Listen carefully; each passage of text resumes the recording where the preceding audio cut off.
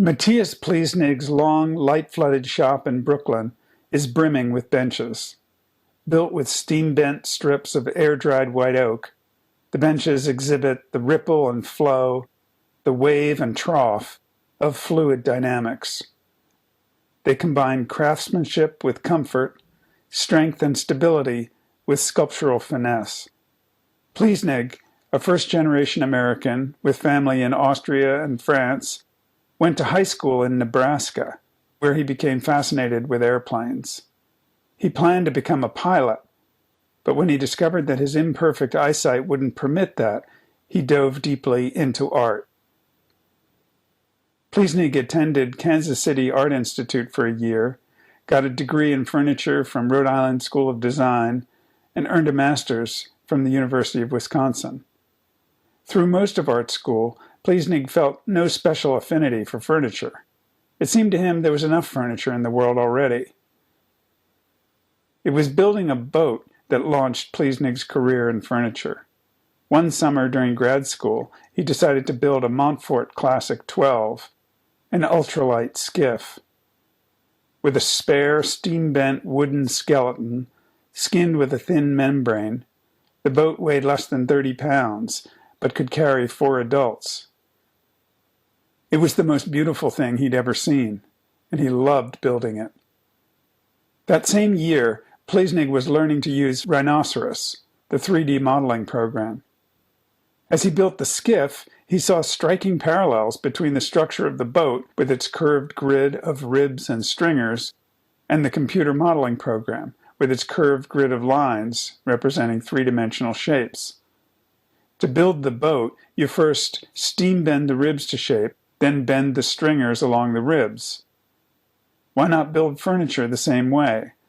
That flash of insight led to Pliesnig's first bench, then quickly to his second, third, fourth, and to an outpouring of productivity that still continues. Pliesnig's benches start on the computer. Once he's got a shape he likes, he chops it into segments, using lateral cross-sections from the drawing to determine the shape of the first temporary ribs. He cuts those ribs out of plywood with a jigsaw, or has them laser cut by CNC. He props the ribs in place along a curving strongback and begins bending temporary stringers to shape and wiring them to the ribs. He calls these sketching stringers because he uses them like a sketch to visualize and refine the shape of the bench.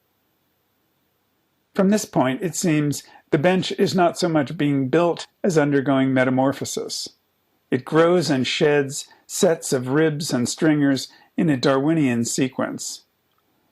First, Pliessnig uses the sketching stringers as a kind of mold inside which to bend a series of temporary steamed wooden ribs to shape. With those new ribs in place, he removes the sketching stringers and steam bends final stringers to shape using the temporary ribs as a mold.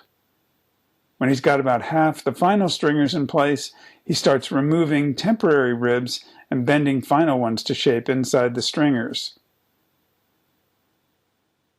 At last, these final ribs and stringers are epoxied at their intersections. There are thousands of face joints making an extremely strong yet light structure. At the open ends of the bench and at intervals along its length, he laminates extra thick ribs, and where stringers cross those ribs, he reinforces the joints with pins made from bamboo skewers. Pliessnig hand scrapes the whole outer surface of the bench and sands all the surfaces, inside and out. These days, after 10 years building benches, with a few very difficult early patches, Pliessnig is flush with work, shipping pieces to major tech firms, universities, museums, and corporations across the country and around the world.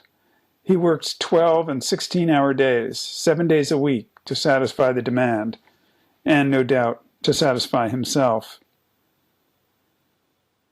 It was the challenge of building functional structures, Pliessnig says, that engaged his imagination and launched him on this course.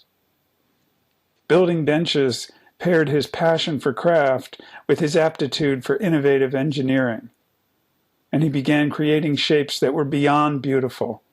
They were also useful and full of purpose.